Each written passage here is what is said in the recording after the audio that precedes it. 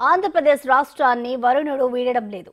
ఇప్పటికే వరదల వల్ల అతలాకుతలం కాగా మరోసారి వాతావరణ శాఖ హెచ్చరికలు జారీ చేసింది. మధ్య బంగాళాఖాతంలో అల్పపీడనం కొనసాగుతున్న కారణంగా నేడు రాష్ట్ర వ్యాప్తంగా అతి భారీ నుంచి అత్యంత భారీ వర్షాలు కురిసే అవకాశం ఉందని తెలిపింది. అల్లూరి, తూర్పు గోదావరి, పశ్చిమ గోదావరి, ఏలూరు, ఎన్టీఆర్ జిల్లాలకు రెడ్ అలర్ట్ జారీ చేసింది. 8 జిల్లాల్లో భారీ వర్షాలు కురుస్తాయని ప్రకటించింది. మరోసారి భారీ వర్ష సూచనతో ప్రజలు బాబోయి వర్షాలు అంటూ బెంబేలెత్తిపోతున్నారు.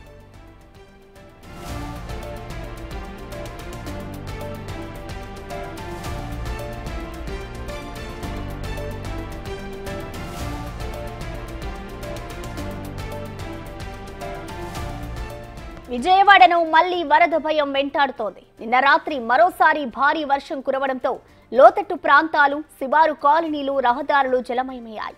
సింగ్ నగర్, విద్వాధరపురం, భవానీపురం, రాజరాజేశ్వరిపేట, గ్రామీణ ప్రాంతాలైన అంబాపురం, జక్కంపూడి కాలనీ, రాయనపాడు, నైనవరం ప్రాంతాల్లో ఒక్కసారిగా 2 అడుగుల వరద నీరు పెరిగింది. దీంతో స్థానిక ప్రజలు వణికిపోతున్నారు. వరదల కారణంగా 6,882 కోట్ల నష్టం జరిగినట్లు ప్రభుత్వం ప్రాథమిక నివేదికను సిద్ధం చేసింది. ఈ మేరకు నివేదికను కేంద్ర ప్రభుత్వానికి పంపనుంది.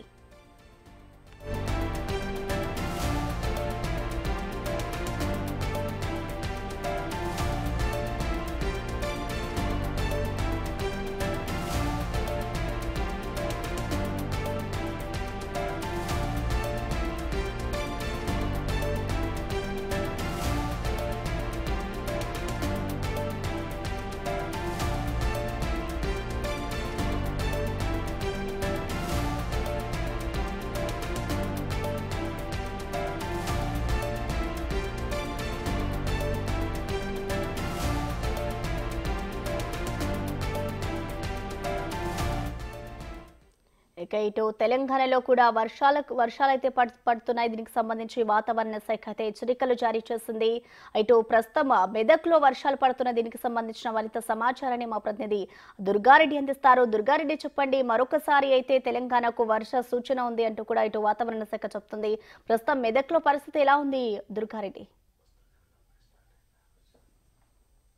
ప్రసన్న ఎడతెరపు లేకుండా వారం రోజుల కింద ఏర్పడ్డ అల్పపీడన ద్రోణి వల్ల ఇప్పటి వరకు అయితే ఉమ్మడి మెదక్ జిల్లాలో 11 నియోజకవర్గాల్లో చాలా చోట్ల కూడా వరదలు ఉప్పొంగిపోయినాయని వరదలు ప్రవహించినాయి. దీంతో పాటు ఏదైతే మనం చూస్తున్నామో హుస్నాబాద్ నియోజకవర్గం వస్తే మాత్రం ఆడ బస్వావూరు వాగు మాత్రము పొంగి ప్రవహించింది. ఈ వాగులో రోడ్డు నిర్మాణం కోసం వచ్చిన బీహార్కు సంబంధించిన 9 మంది కూలీలను మాత్రము పోలీసులు ఏసీపీ మాత్రం సతీష్ ఆధ్వర్యంలో, రెవెన్యూ పోలీసుల ఆధ్వర్యంలో మాత్రము 9 మందిని వాళ్ళు కాపాడగలిగారు. ఆ తర్వాత చూస్తే మాత్రం అక్కడ తోటపల్లి, బెజ్జంకి మండలానికి సంబంధించిన సందిరి లక్ష్మణ్ మాత్రము చేపల వేటకు వెళ్లి తిరిగి వస్తున్న సమయంలో మాత్రమే ఆ గల్లంతయి 2 రోజుల తర్వాత శివం దొరికింది. దీంతో పాటు ఇక్కడ మెదక్ జిల్లాకు వచ్చి సంగారెడ్డి జిల్లాకు వచ్చిన తర్వాత సంగారెడ్డి జిల్లాకు సంబంధించిన జైరాబాద్ నియోజక నేలకల్ మండలం సంబంధించిన రవీందర్ అనే వ్యక్తి మాత్రము రోడ్డుపై వెళ్తుంటే వరద వృద్ధికి తట్టుకోలేక వాహనంతో గల్లంతయ్యాడు. ఆ రాత్రి 12 గంటల తర్వాత అతను శివం దొరకడం జరిగింది గ్రామస్తుల గాలింపు చర్యలతో. దీంతో పాటు సంగారెడ్డి, అదే విధంగా ఏడుపాయల వనదుర్గ మాత మాత్రం ఇప్పటి వరకైతే 8 రోజుల నుంచి జల దిగ్బంధంలో ఉంది. అదే విధంగా కర్ణాటక, మహారాష్ట్ర నుంచి కూడా భారీగా వరద నీరు చేరుకోవడంతో సింగూరు గేట్లు వేసి కిందికి దిగువకు వదులుతున్నారు. దీంతో పాటు ఇక్కడ లోతట్టు ప్రాంతాలు ఎవరు కూడా పశువుల కాపర్లు కావచ్చు, మిగతా వారు కూడా అక్కడికి వెళ్ళొద్దు అని చెప్పి కూడా రెవెన్యూ అదేవిధంగా పోలీస్ శాఖ కూడా హెచ్చరికలు జారీ చేసిన నేపథ్యం అయితే మనకు కనిపిస్తుంది. మరి కూడా వాతావరణం కూడా ఇది అల్పపీడన ద్రోణి వచ్చే అవకాశాలు కనుక ఇప్పటికే జిల్లా కలెక్టర్లకు మాత్రము ఆ రాష్ట్ర ముఖ్యమంత్రితో పాటు జిల్లా రెవెన్యూ ఇరిగేషన్ అధికారులు కూడా అప్రమత్తంగా ఉండాలి. ఎక్కడైతే వరద ప్రభావం ఉన్న ప్రాంతాల్లో ప్రజలను కూడా సురక్షిత ప్రాంతాలకు తరలించే ఏర్పాట్ల దిశగా కొన్ని చర్యలు అయితే చేపట్టాలని కూడా ముందస్తు కూడా వాళ్ళకి ఆదేశాలు ఇచ్చినట్లు మనకు సమాచారం అయితే తెలుస్తుంది. దీంతో పాటు సంగారెడ్డి నియోజకవర్గంలో చూస్తే మాత్రం ఇప్పటికే కొన్ని అపార్ట్మెంట్లకు మాత్రము ఫస్ట్ ఫ్లోర్ వరకు నీళ్లు వచ్చాయి. నిజంగా నేషనల్ ముంబై అదే విధంగా ఇక్కడ ఈ ప్రాంతాలకు వెళ్లే రహదారులు కూడా దిగ్బంధంగా వరదలతో పాటు అక్కడ రాకపోకలు నిలిపేసిన పరిస్థితి కనిపిస్తుంది ప్రస్తుతం మనకు. Thank you Durga Reddy.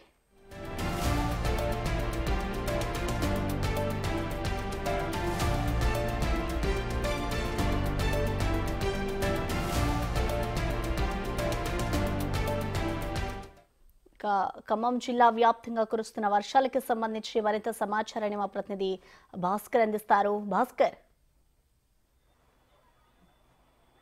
Yes Prasanna, Khammam జిల్లాలో నిన్న సాయంత్రం నుంచి కురిసిన వర్షాలు నిన్న సాయంత్రం 5ంటికి మొదలైనటువంటి వర్షం ఒక్కసారి ఉగ్గు రూపం దాల్చింది. గంట పాటు కూడా భారీ ఎత్తున వర్షం పడడంతో వాగులు వంకలు పొంగిపొర్ల నేపథ్యం ఉంది. మరోవైపున పై ఎత్తు భాగంలో ఉన్నటువంటి మహబూబాబాద్ జిల్లాలో కూడా ఒక్కసారిగా వర్షపాతం భారీ లెవెల్లో నమోదైంది. అక్కడ సుమారు 180 సెంటీమీటర్ల వరకు కూడా వర్షపాతం నమోదు కావడంతో అక్కడ నుంచి కూడా దిగువ ప్రాంతమైన ఖమ్మంకు ముందేరికి వరద పోటు ఎత్తింది. అయితే ఇప్పటికే అక్కడ పాకాల చెరువు కూడా భారీగా పొంగిపోలుతున్న నేపథ్యం ఉంది. మరోవైపున ఇప్పటికే బుగ్గవాగు కూడా అక్కడ నరసంపేటలో భారీ ఎత్తున వర్షాలు, వరంగల్ జిల్లా నరసంపేటలో భారీగా వర్షపాతం నమోదు కావడంతో అక్కడ నుంచి బుగ్గవాగు నుంచి కూడా భారీ ఎత్తున వరద నీరు దిగువ ప్రాంతంలో ముందేరికి తాకిడి తగులుతా ఉంది. ఫలితంగా చూసుకుంటే మాత్రం కేవలం 4 గంటల వ్యవధిలోనే సుమారు 8 గంటలు 8 అడుగుల మేరకు వర్షపాతం నమోదైన నేపథ్యం ఉంది. మరోవైపు చూసుకుంటే మాత్రం ఇప్పటికే ఖమ్మం కూడా ఉగ్రరూపం, అంటే ఖమ్మంలో ఉన్నటువంటి ముందేరు దగ్గర మాత్రం ఆ రాకపోకలు, అంటే ఖమ్మం టు హైదరాబాద్ వెళ్ళేటువంటి పాత బ్రిడ్జి ఏదైతే ఉందో ప్రకాశ్ ఇక్కడ లోకల్ బ్రిడ్జి నాయబజార్ కాలేజ్ దగ్గర మొత్తం మూసేసిన నేపథ్యం ఉంది. ఒకవైపు మాత్రం డిప్యూటీ సీఎం బట్టి విక్రమార్క కూడా లోతట్టు ప్రాంతాల్లో ఉన్నటువంటి పునరావాస కేంద్రాలను కూడా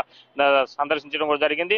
మరోవైపున మాత్రం ఇప్పటికే కేంద్ర మంత్రి కిషన్ రెడ్డి కూడా ఖమ్మం జిల్లా పర్యటనలో ఉన్నారు. మొత్తం ముంపు ప్రాంతాల్లో ప్రత్యక్షంగా పర్యటన చేసి ఆ ప్రాంతాల్లో కొంత ముంపు ప్రాంత ప్రజలకు నిత్యావసర వస్తువులు కూడా పంపిణీ చేయడం నేపథ్యం ఉంది. మరోవైపున మాత్రం ఇప్పటికే ఖమ్మం ముందేరు నది పరివాహక ప్రాంతం ఏదైతే ఉందో ఆ మొత్తం కూడా ఒక్కసారిగా నైట్ పోలీసు అధికారులు కావచ్చు, రెవెన్యూ శాఖ అధికారులు మొత్తం సమన్వయంతో మొత్తానికి అయితే మాత్రం అందరినీ పునరావాస కేంద్రాలు తరలించారు. ఎత్తైన ప్రదేశం దగ్గర ఉన్న ఖమ్మం ఉమెన్స్ కాలేజీలో ఎక్కువగా పునరావాస కేంద్రాలు ఏర్పాటు చేయడం కూడా జరిగింది. మరోవైపున బొక్కలగడ్డ కాలనీకి సంబంధించిన ప్రజలందరూ కూడా జూబ్లీపురం దగ్గర ఉన్నటువంటి జూబ్లీ క్లబ్ లో కూడా పెట్టడం కూడా జరిగింది. మరోవైపున కర్ణగిరి దగ్గర ఉన్నటువంటి లోతట్టు ప్రాంత ప్రజలు మొత్తం అందరినీ కూడా చాలా వరకు కూడా అక్కడ నుంచి తీసుకెళ్లి టీసీవీ ఫంక్షన్ హాల్లో పెట్టడం జరిగింది. అంటే మొత్తానికి అయితే మాత్రం ముంపు ఎఫెక్టెడ్ ఏరియాలు అయితే ఏమన్నాయో ఒకవైపు శ్రీనివాసనగర్ కావచ్చు, ప్రకాశ్ నగర్ కావచ్చు, ఖమ్మం ముందే నది ప్రవాహక ప్రాంతంలో ఉన్న ప్రజలందరూ కూడా పూర్తిగా వాళ్ళందరికీ పునరావాస కేంద్రాలు తరలించారు. అయితే నిన్న కురిసిన వర్షం ఇంకా 72 గంటల పాటు కూడా వర్షపాతం అత్యధికంగా నమోదు కానున్న తరుణంలో ఒక్కసారిగా అధికార యంత్రాంగం కూడా మొత్తం అప్రమత్తం అయింది. ఫలితంగా చూసుకుంటే మాత్రం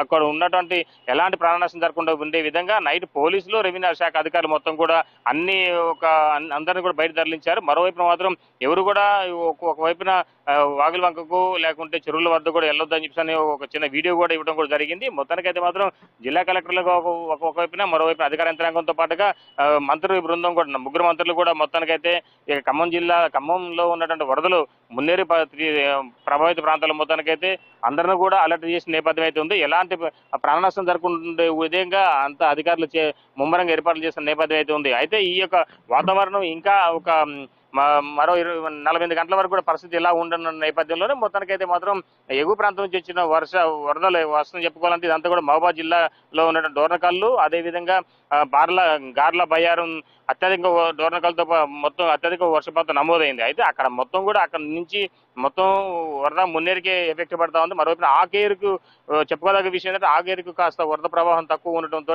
కాస్త ఊపిరి పీల్చుకోవచ్చు. మొత్తానికైతే మొత్తం మొన్న జరిగినటువంటి వచ్చిన వరదలు మొత్తం ఆకేరు ఒక ఎఫెక్ట్ తోటే మున్నేరు 40 అడుగుల మేరకు చేరుకుంది. కానీ ఈసారి మాత్రం బంగ్లా సైడ్ వర్షపాతం తక్కువ ఉన్న నేపథ్యంలోనే మహబూబాబాద్ జిల్లాలో మొత్తానికైతే మాత్రం పై ఎత్తున నరసంపేట, వరంగల్, పాకాల చెరువు, మరోవైపున మాత్రం బుగ్గేరు మొత్తం ఈ ప్రాంతాల్లో అత్యధిక వర్షపాతం నమోదైంది. కేవలం అక్కడ నుంచి ఇక్కడ సుమారు రావడం కోసం సుమారు ఒక 60 కిలోమీటర్స్ టు 80 కిలోమీటర్స్ ఉన్న డిస్టెన్స్ వల్ల ఇంకా వరద ఫ్లోట్ ఎక్కువ ఉంది. అయితే బుగ్గేరికి మాత్రం భారీగా వరద నీరు చేరిందని చెప్పి అధికారులు అంచనా ఇస్తున్నారు. ఫలితంగా అక్కడ నుంచి ఇక్కడ డిశ్చార్జ్ కావడానికి సుమారు 1 గంటన్నర నుంచి 2 గంటల పైగా పట్టే అవకాశం ఉన్న నేపథ్యంలో మొత్తానికైతే మాత్రం లోతట్టు ప్రాంత ప్రజల మొత్తాన్ని కూడా అప్రమత్తం చేసిన జిల్లా యంత్రాంగం చెప్పుకోవచ్చు ప్రస్తుతం.